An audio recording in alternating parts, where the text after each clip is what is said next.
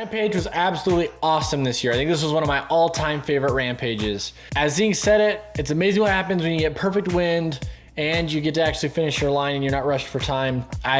Honestly, I've been watching Rampage for 10 years now, and I can't think of another one that's as close to how good this one was. I love the commentary now with Nikolai and Geoff Golovic being added. Having a voice out of the judging box was a big deal. I think that the judging was some of the best it's ever been. I truly think Cam Zink was the best line of the day, for sure. I don't know how you could say otherwise. You had fantastic stories like Bienvenido crashing in practice and coming back and stomping the front flip over the canyon gap, something we've never seen before. You had Kyle Straight coming back from breaking his back and hitting the same line that took him out last year. Fantastic. I'm just super hyped about it. For today's video, I wanted to review my prediction video and go over what I was right about, what I was wrong about. We'll also analyze our top 3 runs and see if I agree with the judges' criteria in scoring and placement. See if they get what I think they deserved. Cam Zink in 3rd place, Brendan Faircloth in 2nd, and Simon Godziak in 1st. Full on spoilers. I was not right with any of these, although I definitely was on the right track. Cam Zink, again, spoiler warning, he won. So he was definitely top 3. That part I did get correct. We're not gonna go too in depth with this run right now because we're gonna go over it later. Then we had Brendan Faircloth. I had him getting 2nd place. He ended up in 4th, just outside of the top 3. I thought his canyon gap would score extremely well and the battleship feature at the top, and they both did. I think where he could have done better was the middle section, kind of the connecting between the two.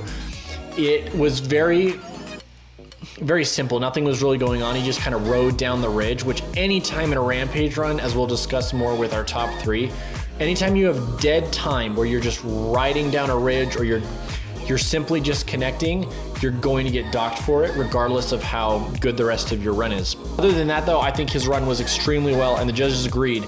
I was surprised he didn't take his 2nd run. I thought for sure he would flip no-hander one of those jumps, which I know he can do, but to be fair, going into 2nd runs, he was in 3rd place, so he probably thought he was safe.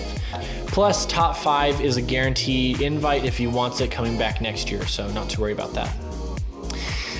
Before Rampage, I also had Simon Godziak winning the event, very similar to Cam Zink. If he gets a full run and doesn't crash, it's almost a guarantee that he's going to be podiuming, and I thought this was the year he'd win. Last year, he took 2nd place with the same run, and he's even added more things to it. So I thought for sure that would be a winning formula. Unfortunately, he did not get to finish his 1st run due to a big crash leading into the canyon gap. It sounds like for the most part he is okay. He was not life-flighted to the hospital, but he was unable to take his 2nd run.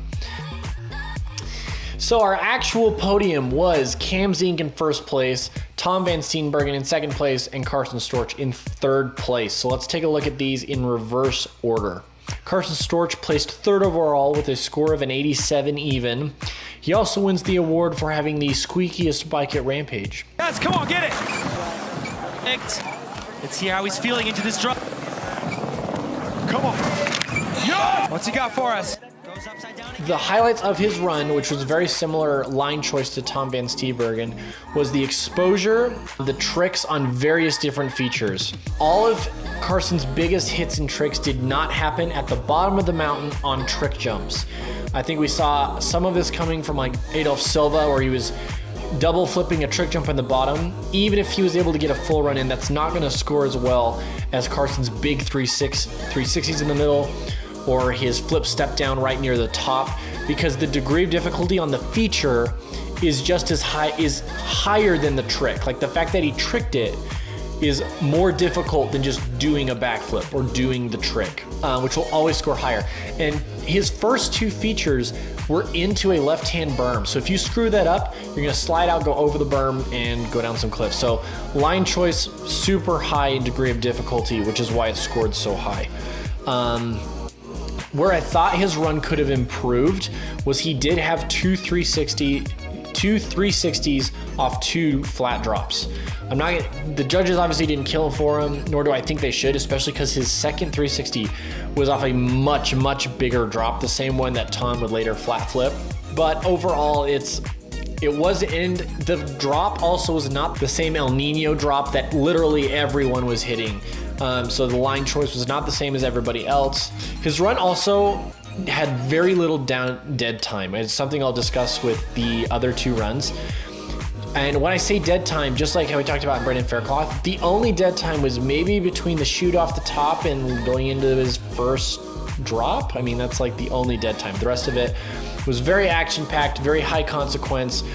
Tom Van Steenbergen received a slightly higher score than Carson with an 89. He would stay in first place until Cam Zink dropped in. Overall, I would say his run was just a higher degree of difficulty than Carson's. Everything from his trick choice to the variations of line choice that he had. And he did a caveman off the top, which he made look so easy. That trick is insane, but he made it look so easy. Like, imagine what happens if he doesn't make it on his bike. He literally cartwheels down this chute until he hopefully stops. Props to him that he did it. He made it look easy. He did a 360 off the same drop that Carson did his first 360 off of. And then off the bigger drop, he did a flat drop backflip, which the hardest way to flip is off of all of the rotation of the flip is created by you. It's basically doing like a standing gainer, but you're on a bike. You just basically wheelie off the edge. It's absolutely insane. And he did that, which is an extremely technical trick, off the biggest feature on his line, which will always score you big points. He definitely was looking for other tricks on some of his other features. I know that Nikolai said he was supermaning the drop that Carson flipped in practice and definitely missed it. And as we see from all those runs today, if you chose to have more tricks than degree of difficulty, you were penalized for that. Degree of difficulty was in your line choice and in your trick choice was heavily, heavily rewarded. And that leads us into, of course, Cam Zink's run, who pulled both concepts from Carson's and Tom's run. It was extremely high in difficulty. It was extremely action-packed, hardly any dead spots at all. He had more of both than either of those two, and I think the score of 6 points higher, a 95 over an 89, reflects that. He starts off with an extremely steep and difficult, it's not even a ridge, it's like a spire, which runs right next to Tom and Carson's ravine. Extremely difficult. It's obviously not as fast as the ravine, but it's still rode it very fast. Stylish. He had a nose bonk off the top, leading into a semi-ridge jump. It's not really a trick jump. He flip-knacked it, which was an awesome variation for him to throw, which obviously is going to score him higher in both style and a different trick than if he just straight jumped it. Nikolai, as he was commenting it, said that how difficult this jump was actually to trick. It was not just a Joe Schmo trick jump halfway down his run. It was a very difficult jump to trick, let alone flip. And then we get into the meat of his run. You have the big drop, the same one that took straight out last year, high degree of difficulty, into the Evel Knievel jump, as it was nicknamed, high speed, high degree of difficulty. And as we saw, he actually got hung up on his first run and didn't have the speed for the second one. And then he flips the icon center, which is insane. I'm so happy he did this.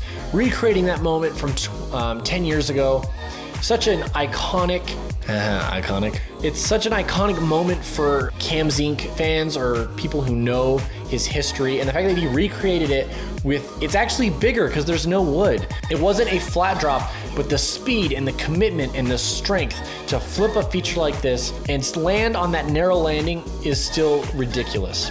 This run was full of what every winning Rampage run needs. Tricking your biggest feature. Never a dull moment. The line is the highest degree of difficulty, and you rode it with high speed and large amplitude. It's an absolute clinic on how to win Rampage, and that's why in my prediction video I said, do not count Cam Zink out, the old guy, because if he makes it to the bottom, he's going to be scored well. Overall, what did you guys think? What was your guys' favorite moments from Rampage? Was this the best Rampage ever? I certainly think it's up there. Leave me your thoughts and comments below, and I will see you all later. Peace.